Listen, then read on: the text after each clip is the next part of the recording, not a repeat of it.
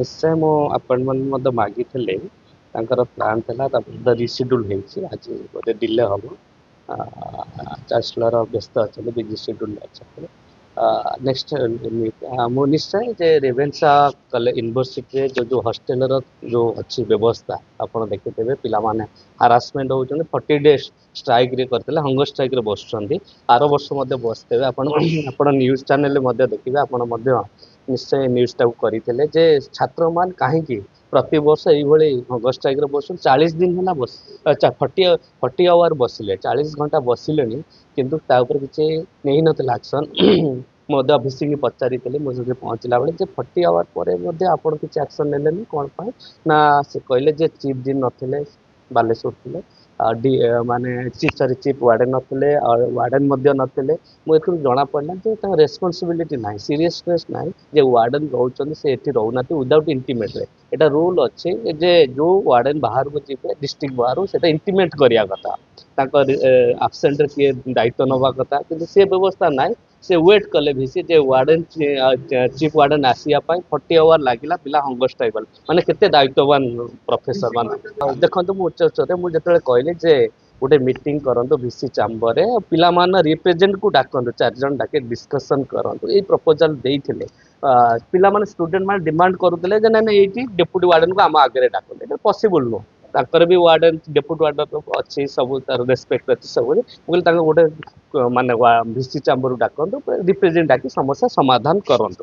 ପିଲାମାନେ କନଭିନ୍ସ ହେଇଥିଲେ। ସାଙ୍ଗେ ସାଙ୍ଗେ ଇଏ ମୋତେ ମାନେ କାଉଣ୍ଟର କଲେ କିଏ ଚିଫ୍ ୱାର୍ଡେନ୍ ଯେ ଭିକ୍ଟିମ୍ କିଏ?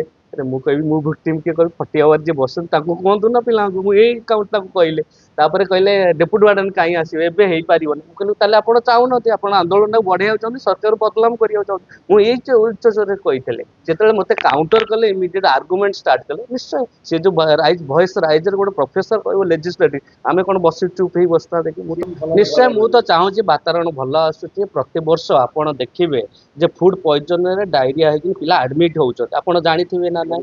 ନ୍ୟୁ ପିଜି ଯୋଉ ଅଛି ହଷ୍ଟେଲରେ ଆର ବର୍ଷ 30 ପିଲା ଆଡମିଟ୍ ହେଇଥିଲେ, ସିରିୟସ୍ କଣ୍ଡିସନ ଥିଲା। ମନ୍ତ୍ରୀ ଆସିଥିଲେ ମଧ୍ୟ, ବିଭିନ୍ନ ମନ୍ତ୍ରୀ ଆସି ମଧ୍ୟ ଭିଜିଟ୍ କରିଥିଲେ। ଆପଣ ଦେଖିଥିବେ ଏକ ପିଲାମାନଙ୍କ ସ୍ୱାସ୍ଥ୍ୟ ଇମ୍ପୋର୍ଟାଣ୍ଟ ରହୁଛି, ତାଙ୍କର ସେଫ୍ଟି ହେଉଛି ଇମ୍ପୋର୍ଟାଣ୍ଟ। ଯଦି ପିଲାଙ୍କର ଖାଇବା ଅବହେଳା ରହୁଛି, ତାଙ୍କ ରାତି 1ରେ ତାଲା ମାରିଦେବେ, ଏଇଭଳି ଯଦି ରହୁଛନ୍ତି, ରେଭେନ୍ସା ୟୁନିଭର୍ସିଟି ଛାତ୍ରମାନଙ୍କୁ ସୁରକ୍ଷା ନାହିଁ, ଆଉ ମଧ୍ୟ ହାରାସମେଣ୍ଟ ହେଉଛି। ଏଠୁ ଦୁର୍ଭାଗ୍ୟ କଥା ଯେ ମାନେ ଆପଣ ଦେଖିଥିବେ ଗୋଟେ ୟୁନିଭର୍ସିଟି ଯେ ଓଡ଼ିଶାର ଐକ୍ୟ ପ୍ଲେସ୍, ଏଇଭଳି ବାରମ୍ବାର ହଷ୍ଟେଲ ଅବ୍ୟବସ୍ଥା ରହୁଛି। ସେଥିପାଇଁ ଆମର ରେସ୍ପନ୍ସିବିଲିଟି ଆଜି ନିଶ୍ଚୟ ଗାରିଆମ୍ବାଇ ବଜାୟ ରଖୁ। ଆଜି ସିନେଟ୍ ମେମ୍ବର ମୁଁ ବି ଚାହୁଁଛି ଯେ ୟୁନିଭର୍ସିଟିରେ ଆମର କର୍ତ୍ତବ୍ୟ ହେଉଛି ଶାନ୍ତି ଶୃଙ୍ଖଳା ଫେରି ଆସୁ। ଆଉ ନିଶ୍ଚୟ ପ୍ରଫେସର ମାନେ ପ୍ରାଧାନ୍ୟ ଦେଉଛି ପାଠ ପଢ଼ାରେ। ଯୋଉ ଏଜୁକେସନ ଡିପାର୍ଟମେଣ୍ଟରେ ଦିନକୁ ଦିନ ଡାଉନ୍ ହେଇ ଚାଲୁଛି, ପାଠ ପଢ଼ା ହଉନି। ସେ ଏଚଓଡି ପ୍ରାଧାନ୍ୟ ଦଉଛନ୍ତି ରାଜନୀତିକି, ଗ୍ରୁପିଜିମ୍ କରୁଛନ୍ତି, ସବୁ ଡିନ୍ କି ନେଇ ବାରମ୍ବାର ଏଇ କରୁଛନ୍ତି। ଆପଣ ଜାଣିଥିବେ ସେ ଏଚଓଡି ଅଛନ୍ତି, ପୁଣି ଚିଫ୍ ଡିନ୍ ଅଛନ୍ତି। ସେ ଛାତ୍ର ମାନଙ୍କୁ ନେଇ ଆନ୍ଦୋଳନ କରୁଛନ୍ତି। ମୁଁ ତମକୁ ପାଗଳ ନା କ'ଣ ଭୂତ ଯେ ମୋଟା ଗରମ ହେଇଛି? ମୁଁ ଚିଫ୍ ୱାର୍ଡେନ୍, ସେଠି ତ ପିଲାଙ୍କର ଡିମାଣ୍ଡ ଅଛି ଯେ ଡେପୁଟି ୱାର୍ଡେନ୍। ମୁଁ ଚିଫ୍ ୱାର୍ଡେନ୍ କାହିଁକି କହିବାକୁ ଯିବି? ବୁଝିପାରୁଛ? ଡେପୁଟି ୱାର୍ଡେନ୍ ତ ନଥିଲେ, ୱାର୍ଡେନ୍ ଯିଏ ବହୁତ ଭଦ୍ର ଲୋକ ଥିଲେ। ମୁଁ ୱାର୍ଡେନ୍ ଦୋଷ ତ ଦଉନି, ବୋଧେ ଭିସି ତ ଦୋଷ ଦଉନି। ଭିସି ବହୁତ ଭଦ୍ର, ବହୁତ ଭଲ। ଆଉ ଯୋଉ ଥିଲେ ଲେକ୍ଚର ସେଠି ଖୁଣ୍ଟିଆ ବାବୁ ଥିଲେ, ଆପଣ ସେ ବହୁତ ଭଦ୍ର। ଆଉ ନିଶ୍ଚୟ ଯେ ପିଲାମାନେ ଯୋଉ ଅସୁବିଧା ହଉଛନ୍ତି, ହାରାସମେଣ୍ଟ ହଉଛନ୍ତି, କାହିଁ 40 ଘଣ୍ଟା କାହିଁ ବସିଲେ, ତା ଉପରେ ଇନକ୍ୱାରି କରାଯାଉ। ଆଉ ଯୋଉ ମାନେ ପ୍ରତିବର୍ଷ ଫୁଡ୍ ପଏଜନ ହଉଛି, କ'ଣ ପାଇଁ କରାଯାଉଛି ପ୍ରତିବର୍ଷ ରେଗୁଲାର?